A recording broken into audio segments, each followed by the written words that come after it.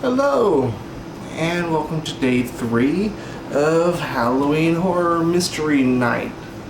Tonight I'm looking at Impulse, which promises to be a sensual world of darkness. So, the sticker on the box claimed it was a drama, not a horror. So, shame.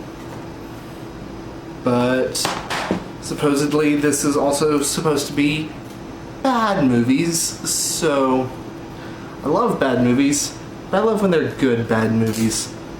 And by that I mean when they're so bad they're hilarious. And for example, The Room or Troll 2, as I said before. Both of those are hilarious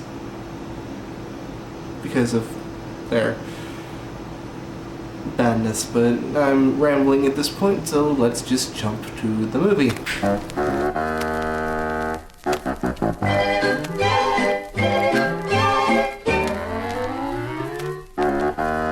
Punky Pumpkin, the happy pumpkin, happy all the day, and his great big smile will scare your cares away. Okay, so we just watched Impulse, and this is the second time we've reviewed this. But like the first time didn't go very smoothly, so we're doing it a second time. This movie sucks. Pretty much. So, like, it's the first 30 minutes of this movie was like nothing but sex and nudity, and like it was fun. It was awkward. Yeah, it was standard sex and nudity in a movie. Like if you've seen the movie The Room, it's about that level.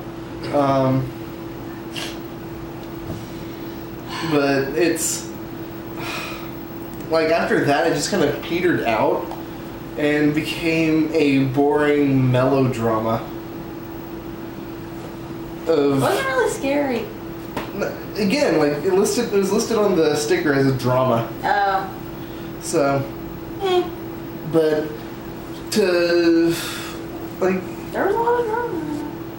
it was a drama. It wasn't an exciting movie. It was just this leads to this, which leads to this, which leads to this, and it was formulaic and boring, and Parts of it were boring. It picked up a little bit. Like it would pick up and then it'd get boring again, and then it would pick up and then it would get boring again. And it, like the few parts that picked up weren't really very good. Like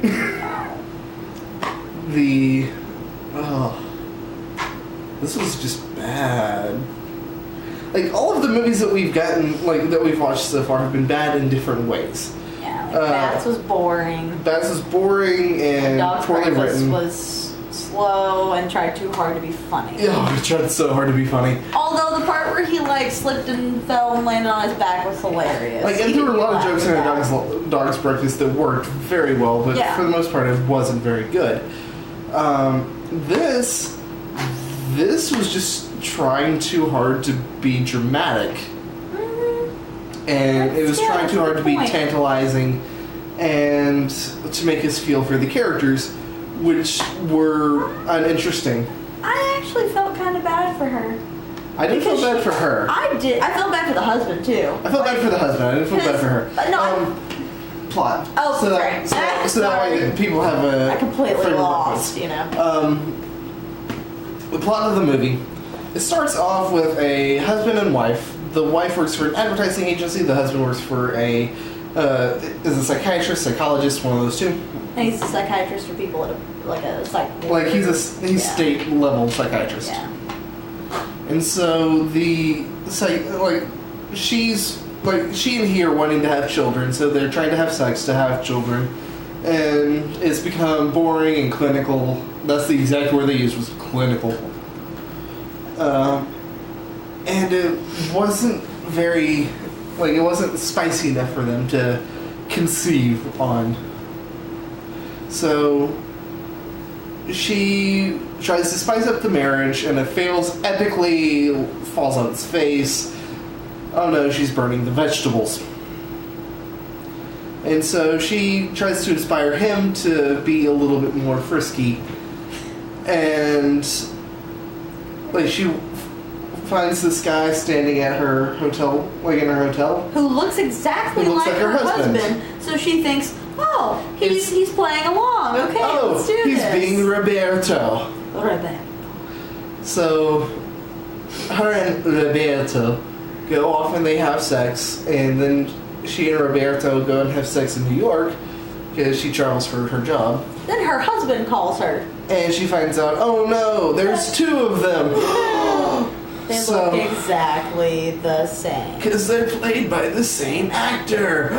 Who actually did a really good job being both people. He did a decent job. He did a really good job. It was Lindsay Lohan Parent Trap level. I think it was a little better than Lindsay Lohan. A little bit. Minutely. Or minuetly. That wasn't funny. No, it wasn't. But It's too late for that to be funny. but like from the point where she finds out that there's two of her husband, it plays out exactly like you would expect it to, with I have no shame in spoiling the ending to this movie because I will never watch this again. So, spoilers. The ending of the movie is the crazy psycho Roberto, whose actual name is Simon, Becomes a stalker. he starts stalking her. You're in love with me. You told me you loved me. I thought you were my husband. But you love me, not your husband. Crazy. So... He has multiple personalities. It's Kind of. Sort He's of. talking to himself saying, oh, you shouldn't have done that. Oh, there's Gollum Smeagol stuff going on. yeah, that's what that reminded me of. And- Only they it didn't know. It wasn't as interestingly shot because Gollum Smeagol was. Yeah, if he had been more Jekyll and Hyde with it would have been better. And the other ones was with him it's just, you're gonna do that. No, you're not. Yes, you are. No, you're not. Yeah, you love her. No, I don't. You love her. Go have sex with her. No, I don't love her. And it was just deadpan to the mirror. Paraphrasing, not actual quotes. Yeah. But it could have been actual quotes. The script was terrible. Subtext. But the ending of it plays out exactly like doppelganger movies always do. Called it So immediately. The crazy psycho guy replaces the husband, and it turns into and then the husband comes back and is like, no, it's me. I'm your husband. No, I'm your husband. I don't know which one to shoot. Who do I shoot? And she shoots the husband. Yeah. Then she figures out that the other guy is... By looking at his glasses, because he was actually very smart and got his glasses turned into clear lenses so he could still impersonate the husband without screwing up his, giving him headaches and stuff. Because if you've ever worn glasses that aren't your prescription, it gives you headaches. Sorry. Fun fact. That's basic glasses and... Yeah, but I mean, that's how she figured it out. She picked up his glasses that's and how saw she figured it out. they weren't But his prescription, and she goes, this I shot movie- the wrong man. This movie was awful. Yeah, it really was. It was really bad, and because this is the second time that we've filmed this, I'm going to edit in part of the opening of the second movie. I mean, the next movie, next one, yeah. which is Possession, which I owned before. I have seen this movie. I have broken the mystery. While we were watching this movie, he was like, hey, there's a really crappy film called Possession. Which is very similar to this one. And then he opens this one, which I found to be hilarious. And this movie sucks. But it has Buffy in it, so that might make it watchable. It doesn't. I wouldn't know. I haven't seen it, but he has. But I guess I'll see it tomorrow night. There's nothing in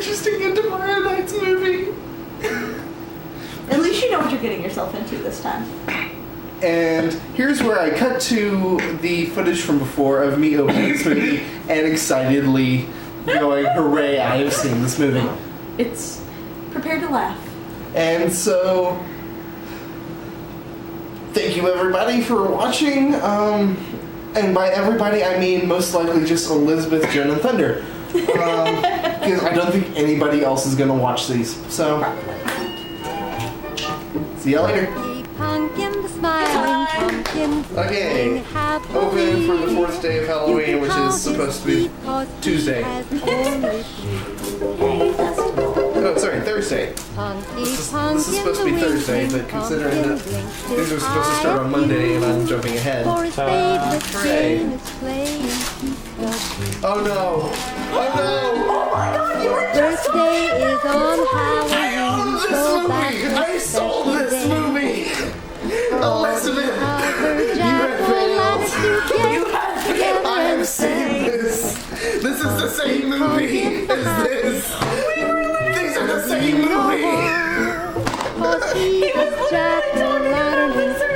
so mean about this during this movie! Hooray! I have broken it! I wouldn't trade his sunny smile and funny nose and winking eyes for a bakery full of pumpkin pie.